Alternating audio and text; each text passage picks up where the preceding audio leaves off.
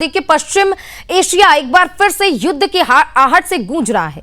America और Iran के बीच सैन्य टकराव अब केवल दो देशों तक सीमित नहीं दिखाई दे रहा, बल्कि अब इसका असर पूरी दुनिया की सुरक्षा, वैश्विक व्यापार और ऊर्जा की आपूर्ति पर पड़ सकता है। क्योंकि अमेरिकी सेंट्रल कमांड यानी कि सेंटकॉम के अनुसार अमेरिका ने शनिवार देर रात ईरान के करीब 140 सैन्य ठिकानों पर बड़े पैमाने पर एयर स्ट्राइक किया। अमेरिकी पक्ष का कहना है कि कार्रवाई स्ट्रेट ऑफ हॉर्मुज क्षेत्र में साइप्रस के झंडे वाले कंटेनर जहाज पे हुए हमले के जवाब में की गई है। अब इस हमले में जहाज में आग लगने, इंजन को भारी नुकसान पहुंचाने और चालक दल के एक सदस्य के लापता होने की जानकारी सामने आई। दूसरी ओर ईरान ने दावा कर दिया है कि उसने कुवैत और बहरीन में मौजूद अमेरिकी सैन्य ठिकानों पर ड्रोन से हमले किए हैं, जिसके बाद से स्थिति पहले से ज्यादा चिंताजनक हो गई है।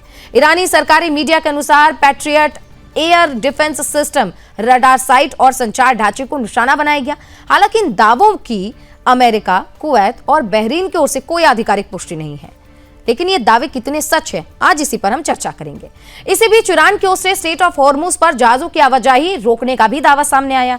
ये स्थिति लंबे समय तक बनी रहती है तो दुनिया के सामने सबसे महत्वपूर्ण समुद्री व्यापार मार्गों में से एक बहुत ज्यादा प्रभावित हो सकता है।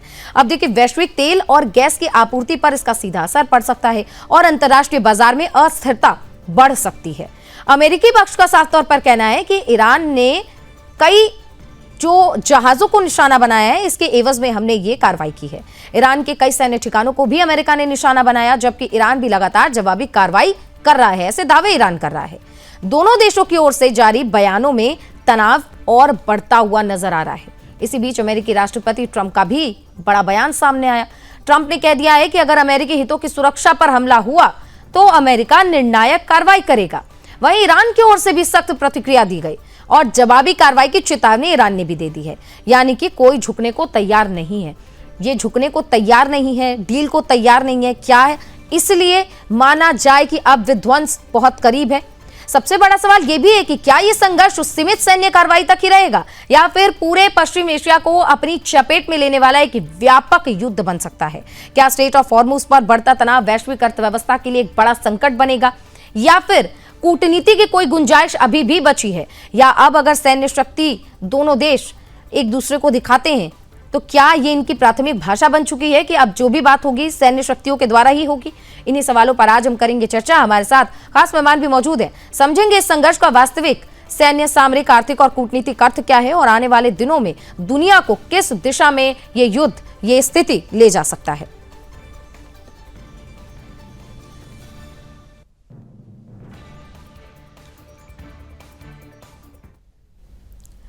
तो चलिए चर्चा की शुरुआत करते हैं। हमारे साथ दो खास मेहमान जुड़ गए हैं। कमांडर भूषण दीवान सर जुड़ गए हैं डिफेंस एक्सपर्ट के तौर पर, और आर लक्ष्मी नारायण राव सर जुड़ गए हैं विदेश मामलों के जानकार। आप दोनों का बहुत बहुत स्वागत। दीवान सर, सबसे पहले शुरुआत आप ही से होगी। एक कहावत है कि तुम ही तुम हो तो क्या तुम हो और हम ही हम है तो क्या हम है। यहाँ पर दोनों देश ऐसे ही बिल्कुल नजर आ रहे हैं, कोई एक दूसरे को कुछ नहीं समझ रहा है और स्थिति विध्वंसकारी हो गई है। यहाँ पर क्यों ये स्थिति उत्पन्न हो रही है, क्यों बातचीत आगे नहीं बढ़ पा रही और बार बार ये सैन्य टकराव आखिर क्या संकेत दे रहे हैं? सुचित्रा जी, मुझे तो ये लगता है कि ये अमेरिका को अंदर खाने कुछ पता लगा है कि ईरान के अंदर खाने कुछ टूट की स्थिति हो रही है। भाई कौन वर्चस्व में आएगा, कौन पावर में आएगा, उसके चलते मुझे लगता है अमेरिका जो है ज्यादा अग्रेसिव हो रहा है। पर अग्रेसिव होने से ईरान तो जवाब देना छोड़ेगा नहीं, जो देख ही रहे हैं आप। तो ये लड़ाई बढ़ने की तरफ जा रही है। ये दुनिया को त्रासदी में डालने वाली बातें हो रही है। शुरुआत में तो आप समझते हैं 3-4 दिन पहले जो बात हुई थी वो ये हुई थी ना कि ईरान ने कहा कि जो हमने बताई हुई है हॉर्मुज की ये है गलियारे हैं, इससे गुजरना है आपने। तो जो जहाज इस गलियारे से नहीं गुजरेंगे, जो ओमानी कोस्ट जो दक्षिण में है उससे गुजरेंगे, तो उनके ऊपर फायरिंग किया ईरान ने।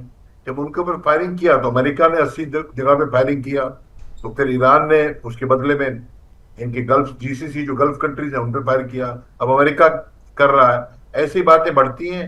हालांकि 60 दिन में समझो 45 दिन 40-45 दिन तो और है ही। तो बात सुलझ भी जाए, पर मुश्किल लग रहा है सुलझने की बात, क्योंकि इस टाइप का इनिशिएटिव अमेरिका का नया एग्रेशन, मैं अमेरिका का नया एग्रेशन समझता हूँ, क्योंकि ये ईरान का कम है इसमें। क्योंकि ईरान ने तो जो बातें कही हैं वो तो चल रहा था कि ईरान ने कहा हमारा कंट्रोल रहेगा, वो बातें चल रही थी, उस पर कोई अटैक ईरान ने जो काम किया वो गलत नहीं किया है। तो अभी देखिए क्या होता है आगे। ठीक है। हमारे साथ राव सर भी हैं। सर, ये पूरी स्थिति हमने देखा और उसके बाद जैसे ईरान बार बार दूसरे जहाज़ों पर हमला कर रहा है और अभी साइप्रस के झंडे वाले जहाज़ पर हमला हुआ। अमेरिका सबकी पैरवी कर रहा है और अमेरिका कह रहा है कि हम अब देवदूत हैं, हम शांति के दूत हैं, हम ही ध्यान रखेंगे। क्या ये एक जरिया है सैन्य टकराव को बढ़ाने का, या कहीं ना कहीं अमेरिका ने जो एक बार दावा किया था जेडी वेंस ने कि हम दुनिया का ध्यान रखेंगे, ये संदेश देने की पूरी दुनिया को कोशिश है कि चाहे साइप्रस का जहाज हो, चाहे किसी भी देश का हो, अगर हमला होता है तो ईरान पे कार्रवाई हम करेंगे? नहीं, ये हमला हुआ है ऐसा मैं उसके लिए नहीं कर रहा। ये अपना ओमान के जो जुरिस्डिक्शन का वाटर जो है, जो ओमान का टेरिटोरियल जुरिस्डिक्शन में जो वाटर है, उसमें जो चल रहा है उसके ऊपर न कोई मिसाइल से और ड्रोन से हुआ है, बल्कि ये फास्ट अटैक बोट से भी अटैक हुआ है। लीगली ऐसा काम करने के लिए ईरान के पास कोई स्टैंडिंग नहीं है, क्योंकि ये शिप जो जा रहा है उनके टेरिटोरियल वाटर्स में नहीं जा रहा। अभी इनका 12 माइल की छोड़ के उनको पूरा का पूरा हॉर्मुज स्ट्रेट के ऊपर कंट्रोल देने के लिए ना कोई अमेरिका के पास कोई पावर है, क्योंकि वो टेरिटोरियल जुरिस्डिक्शन ओमान का है। तो वो कैसे दे सकता है? अभी ओमान के इसमें तो पहले से पूरा सब तो पहले आज तक तो फ्री जा रहा है सब। और जो लेकिन इनका दूसरा क्या है कि ये इंटरनेशनल लॉ का चीज है, फिर भी ये ईरान का जो आज का जो है कि मेरे हिसाब से उनको ये लग गया है, दो चीजें हैं। उनको ये लग गया है कि वो एडवांटेजियस पोजीशन में है, सो दे आर प्रेसिंग उसको अपना एडवांटेजियस पोजीशन को कैसे यूज करना है, दे आर ट्राइंग। और दूसरा ये है कि इनके दूसरा ये पहलू ये भी हो सकता है ईरान में अपना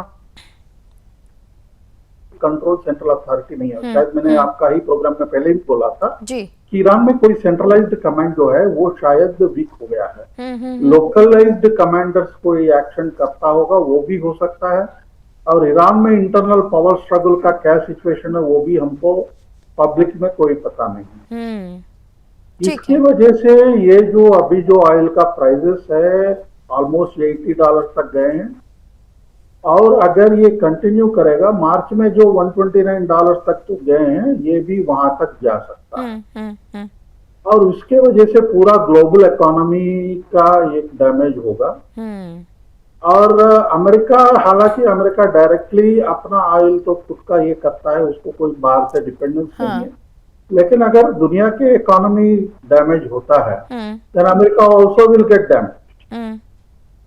तो उसके वजह से वर्ल्ड इकोनॉमी के लिए ये कर रहे हैं कि मेरे हिसाब से ये युद्ध चालू करने के पहले जो ईरान के पास ये आइडिया नहीं था कि उनका जो हॉर्मुज के में अटैक इतना इफेक्टिव होगा, इतना प्रॉब्लमेटिक होगा।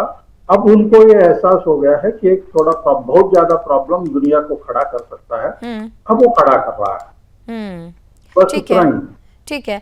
दीवान सर, क्योंकि अभी हमने देखा जो ताज़ा खबरें आई हैं उसमें बुशहर पर हमले हुए, बंदर अब्बास पर हमले हुए, चाबहार पोर्ट पर भी हमले हुए हैं। ऐसे में चाबहार पोर्ट एक ऐसा स्थान है जहां पर भारत की भी 1000 करोड़ से ज्यादा का निवेश है।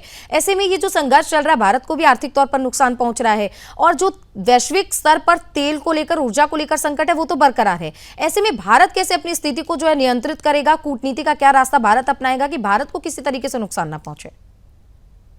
ये बड़ा मुश्किल है ऐसा होना, क्योंकि चबार पे अटैक अगर किया अमेरिका ने तो चबार पे जो इन्वेस्टमेंट हमारी ऑलरेडी है, वैसे तो इसी उसके बारे में बात हुई ईरान से। ईरान ने कहा है कि कोई प्रॉब्लम नहीं है, एक किस्म से उन्होंने इसको टेक ओवर किया है।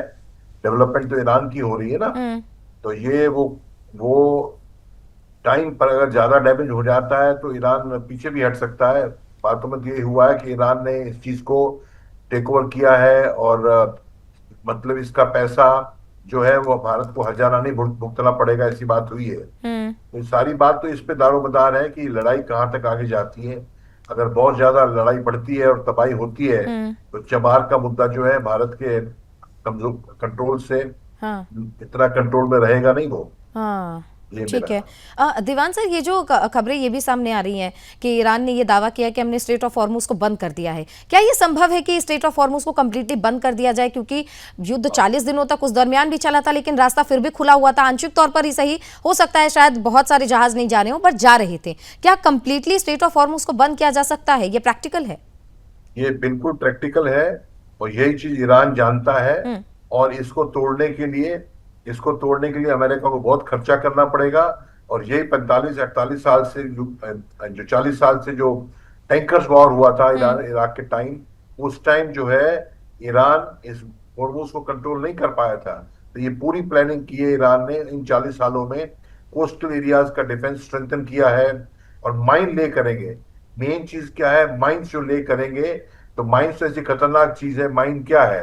माइन ऐसे ही अगर हम ट्रेन में जा रहे हैं, किसी प्लेटफॉर्म में ब्रीफकेस पड़ा है, उसके अंदर बॉम्ब है, हमने उठाया वो फट जाता है, या बस स्टॉप पे है, ऐसा है तो माइन क्या होता है? माइन ऐसा ही ब्रीफकेस तो नहीं है, वो समुद्र के अंदर डाला जाता है माइन। तो वो कई तरीके से फूटता है। उसके ऊपर से नॉइज आए तो फूटता है, उसके ऊपर मैग्नेटिक वाइब्रेशन आए तो फूटता है, उसके ऊपर फिजिकल हलचल हो तो फूटता है, तो बड़ा डैमेज करता है। मैं आपको बता सकता हूं, जो इंडियन आर्मी के अंदर जो इंजीनियर ऑफिसर्स होते हैं, इंजीनियर ब्रांच के होते हैं, तो उन्हीं की ड्यूटी होती है कि माइंस क्लियर करना। देखिए माइंस तो ऐसी भी है, सेकंड वर्ल्ड वॉर से लगी हुई है, कभी कभी फूट जाती है। सेकंड वर्ल्ड वॉर कब हुआ? 1945 में। माइन को डालना, वहां फिट करना बड़ा आसान है। उसके बाद ट्रैक खत्म हो जाता है कि माइन, खासकर पानी में भी माइन इधर उधर हिल गई, तो उसको अनमाइन करना, माइन स्वीपिंग करना, माइन क्लियरिंग करना, ये बड़ा भारी खतरनाक काम है, बहुत टाइम लेता है, क्योंकि खतरा हो सकता है। मैं इंडियन आर्मी की इंजीनियर से क्या कह रहा था, कई आप देखेंगे इंजीनियर ब्रांच के, उनकी टांगे टूटी हुई हैं, कई सारे लोग हैं इंडियन आर्मी में। क्यों? वो जब माइन क्लियर करने जाते हैं, वो माइन फूटती है, उनकी लिम्स जो है वो टूट जाते हैं और आर्टिफिशियल लिम्स लेते हैं। ये माइन लेइंग का ये प्रॉब्लम, माइन लेइंग की ये इफेक्टिवनेस है, ये डेंजर है। ठीक है, क्योंकि स्थिति बहुत ज्यादा गंभीर हो रही है और अब पूरी दुनिया की नजर इसी पर टिकी हुई है कि आखिर ये रुकेगा या फिर ये और ज्यादा विध्वंसक होगा। नारायण सर, ये जो पूरा स्थिति उत्पन्न हुआ है, अमेरिका ईरान इसमें खुलकर सामने आ गए। इजराइल अभी बिल्कुल, मतलब हम कह सकते हैं कि पीछे नजर आ रहा है। इजराइल के नाम की ना चर्चा हो रही है, ना बातचीत में इजराइल को शामिल किया गया। ऐसे इजराइल तो जाहिर बात है अपमानित महसूस करेगा ही। ऐसे में इजराइल का क्या आगे कदम हो सकता है? क्या इजराइल और अमेरिका के बीच में ऐसी कोई बातचीत चल रही है कि जो भी आगे बात हो, डील हो, उसमें इजराइल को भी शामिल किया जाए, या ये सिर्फ और सिर्फ अमेरिका ही आगे बढ़कर डील करने के लिए तैयार है और इजराइल का इसमें कोई जो है नामो निशान, कोई चर्चा नहीं है? अभी तक तो चल रहा है, इसमें पूरा अमेरिका लीड करके कर रहा है। इजराइल इज बिजी, वो जो अपना जो लेबनान में जो कार्रवाई चल रहा है उसमें वो कॉन्सेंट्रेटेड है। और ट्रंप और नेतन्याहू के बीच में जो रिलेशनशिप में तो तनाव आया है, शायद वो भी एक कारण हो सकता है। इजराइल अभी, और एक प्रॉब्लम भी ट्रंप ने इजराइल के लिए खड़ा किया है कि उन्होंने टर्की को F-35 देता हूं बोल के प्रॉमिस किया था पब्लिकली। तो वो भी प्रॉमिस है, इसलिए तो वनअपमैनशिप जो है ट्रंप ज्यादा प्ले करता है। वो वनअपमैनशिप में एक बार करने के बाद वो कंट्रोल करना इतने कॉम्प्लिकेटेड सिचुएशन में बहुत मुश्किल है। तो वो नहीं कर पाता है, तो ये बहुत प्रॉब्लमेटिक होगी। और ईरान का जो प्रो इजरायली लॉबी जो है, जो अमेरिका में, वो उसके ऊपर थोड़ा बहुत ज्यादा ही डैमेज हुआ है। ये वार के पिछले 1.5 ईयर में बहुत सारे इन्फ्लुएंशियल कमेंटेटर जो भी हो, टकर कार्लसन हो या जो भी हो, ये सारे लोग एकाएक इजराइल का अगेंस्ट हो गया है कि उनका ये बोलना था कि अमेरिकन फॉरेन पॉलिसी, जो अमेरिकन इंटरेस्ट है वो इजरायली इंटरेस्ट से अलग है, और अमेरिकन फॉरेन पॉलिसी इजराइल के ऊपर निर्भर करके इजराइल जो बोलता है वो करने के लिए नहीं करना। मेरे हिसाब से उसके वजह से भी ट्रंप ये नहीं कर रहा कि उनको ये ना दिखे कि मेरा फॉरेन पॉलिसी इजराइल डिक्टेट कर रहा है। इसके भी ये हो सकता है कि इजराइल को थोड़ा बैकसीट कर दो, जो भी करना है मैं करूंगा, ऐसा वो भी हो सकता है मेरे। ठीक है, ठीक है। क्योंकि हमारे साथ, ठीक है सर, क्योंकि अब यहाँ पर इजराइल की चर्चा इसलिए भी जरूरी है क्योंकि जाहिर बात है ईरान का एक साफ कहना है कि लेबनान पर हमले नहीं रुकेंगे तब तक हम मानने को तैयार नहीं है। लेकिन दीवान सर, ईरान को तो पता है ना कि उसके पास लिमिटेड हथियार है, लिमिटेड संसाधन है। अमेरिका डिफेंस के मामले में ईरान से बहुत आगे है। एक समय आएगा, आज नहीं तो कल, 1 महीने बाद सही, ईरान के पास जब ड्रोन मिसाइलें खत्म हो जाएंगे, उसके बाद ईरान कैसे इसको आगे बढ़ाएगा, कैसे जो है खुद को ये बता रहे कि हम झुकेंगे नहीं। लेकिन वो स्थिति क्या होगी जब ईरान के पास कुछ नहीं होगा और ईरान के पास झुकने के अलावा कोई ऑप्शन नहीं होगा? क्या ये स्थिति भी आ सकती है आगे चलकर?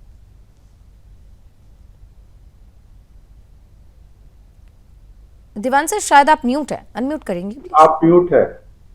सुचित्रा जी, जी भविष्य की गर्त में तो कोई नहीं गया है, होने कुछ भी हो सकता है। पर जो इंटेलिजेंस बता रही है, कम से कम उनके पास, ईरान के पास, जैसे पहले लड़ाई लड़ी उन्होंने एपिक फ्यूरी के टाइम भी लड़ी ईरान ने, ऐसे ही कम से कम 30-40 दिन वो और भी लड़ सकते हैं। ओके। और इसके अंदर अमेरिका की तबाही काफी, अमेरिका की भी काफी तबाही हुई उस टाइम। तो 25-30-40 बिलियन डॉलर अमेरिका खत्म हो गया है, उनकी इंटरसेप्टर मिसाइल भी खत्म हो गई है। तो अगर दोबारा, अगर ईरान आपस में इकट्ठा रहता है, अंदर खाने टूट नहीं होती ईरान के अंदर, तो ईरान उस टाइप का जो चैलेंज है, नुकसान जो है अमेरिका को अभी भी दे सकता है। और इसके चलते 30-40 दिन के बाद जब उसका असला खत्म हो जाएगा, तो हालांकि उसके अंदर ये भी कुछ हो सकता है कि कोई नॉर्थ कोरिया, कोई चीन या और कोई सपोर्ट करने वाला, रूस जो अंदर खाने कर रहे हैं, वो ज्यादा सहायता देना शुरू कर दें। ठीक है। यूक्रेन की, रशिया की बात देखिए आप, वो तो लस्सी में पानी डालते जाओ, लस्सी खत्म ही नहीं होती। ऐसे ही हो रहा है रूस यूक्रेन का। ठीक है। कहीं ये भी ऐसा ना हो जाए, बाकी दूसरी ताकतें बीच में आ जाएं, अमेरिका को फंसा के रखो मिडल ईस्ट में। और चीन जो है, उसका इरादा है 2027 में ताइवान के ऊपर एक एग्रेसिव कार्रवाई करने का। तब तक अमेरिका को इतने फंसा के रखो, ये भी हो सकता है। तो भविष्य की गर्त में कोई जानता नहीं क्या होगा, ठीक है, क्या होता है। हाँ। ठीक है। लेकिन अब क्योंकि दीवान सर, ये पूरा मामला अब जो एकदम से ज्यादा भड़क उठा है, दोनों देश एक दूसरे को धमकियां दे रहे हैं। इधर एक रिपोर्ट आई है, रिपोर्ट ये कह रही है कि ईरान ने फिर से अपने परमाणु हथियारों को डेवलप करना शुरू कर दिया है। क्या ये पॉसिबल है? क्योंकि अमेरिका तो कह रहा है कि हम परमाणु हथियार बनाने नहीं देंगे, इधर टाइम ले लेकर ईरान फिर से अपने उस कार्यक्रम को आगे बढ़ा रहा है। ये संभव है? और अगर संभव है, अगर ये पुष्टि इसकी हो जाती है, तो मुझे नहीं लगता कि ये युद्ध रुकेगा।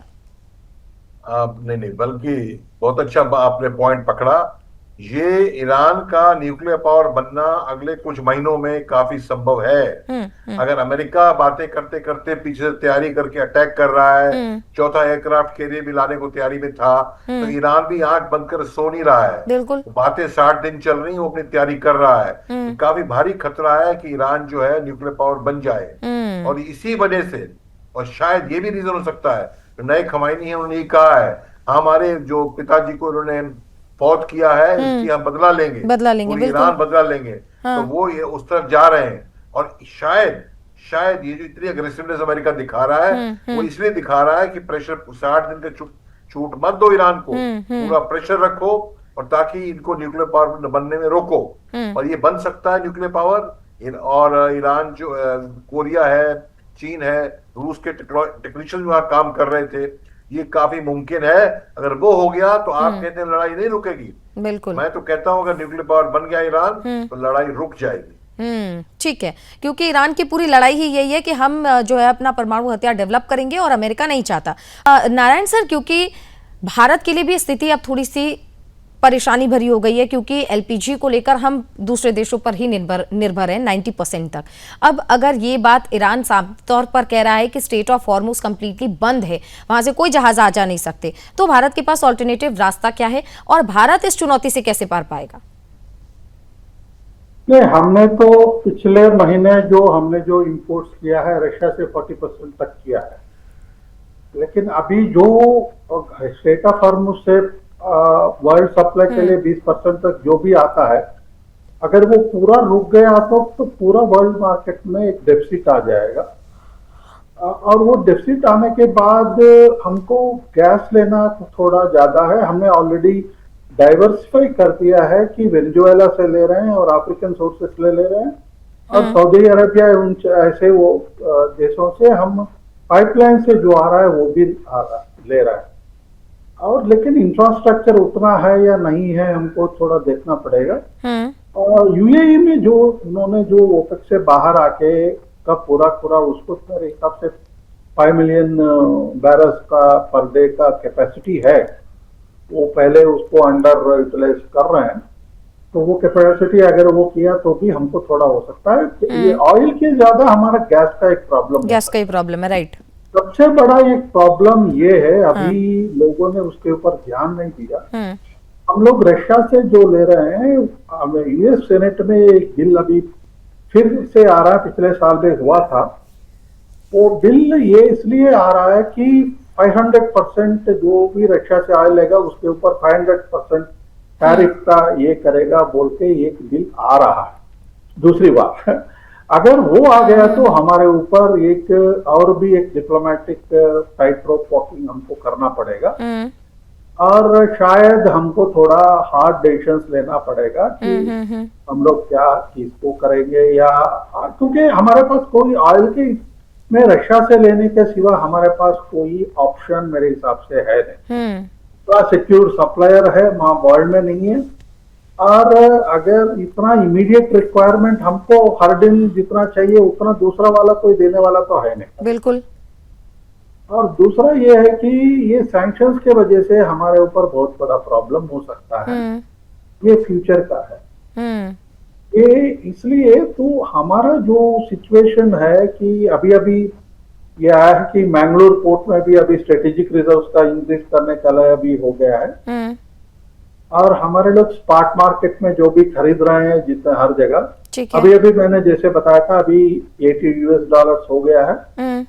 और ये आप ये मान के चलिए कि हर एक डॉलर में जो प्राइस इंक्रीज होता है हमारे ऊपर $2 बिलियन की फॉरेन एक्सचेंज की प्रेशर पड़ेगा। ठीक है, ठीक है। और सबसे ये भी है कि अभी हम लोग जितना भी इंक्रीज होगा, अभी हम लोग कस्टमर को पास ऑन नहीं कर रहे हैं, ये ऑयल कंपनीज ले रहा है। ठीक है, बर्डन बिल्कुल, बर्डन जो है अभी ऑयल कंपनीज ले रहे हैं। जो पिछली बार जो भी इश्यूज है वो इश्यूज वापस आए। ठीक है, ठीक है। मतलब भारत सरकार की ओर से भी पूरी कोशिश है कि जनता को परेशानी कम हो। दीवान सर है हमारे साथ। दीवान सर, जो पूरा ये माहौल बना हुआ है, दोनों देश एक दूसरे को धमकी दे रहे हैं, कोई एक दूसरे के सामने बात करने को तैयार नहीं है और ना झुकने को तैयार है। आपका अनुभव क्या कहता है अगले 48 से 72 घंटे में क्या? सुचित्रा जी, मुझे लगता है ये जो लड़ाई का मोमेंटम जो जोर पकड़ा है, ये अगले 48 घंटे में 72 घंटे में ये जोर जो है ये कम नहीं होगा, ये ऐसे ही चलेगा। ये तो कम से कम इस टाइप का जोर जो है दोनों तरफ से लगना है, ये कम से कम 8-10 दिन 12 दिन भी चलेगा। उसके बाद ही जाके पता चलेगा भी क्या कुछ होता है, कौन थक गया है, कौन साइड सोचती है बस हो गया भाई अब शांति करो, काफी नुकसान दोनों तरफ हो गया। ऐसा लगता है मुझे। ठीक है, ठीक है। दीवान सर आप हमारे साथ जुड़े और लक्ष्मी नारायण सर आप हमारे साथ जुड़े, आप दोनों का बहुत बहुत धन्यवाद। तो देखिए, कुल मिलाकर ये है कि स्थिति बहुत अभी गंभीर है, विध्वंसक बनी हुई है, चिंताजनक और बनी हुई है, क्योंकि वैश्विक बाजार पर गहरा संकट है। देखते हैं कि आगे क्या होगा, क्योंकि 8 से 10 दिन जैसा कि दीवान सर ने बताया कि उसके बाद ही समझ आएगा कि दोनों देश आगे क्या फैसले लेते हैं। फिलहाल के लिए चर्चा में बस इतना ही। आप बने रहिए सुदर्शन न्यूज के साथ। नमस्कार।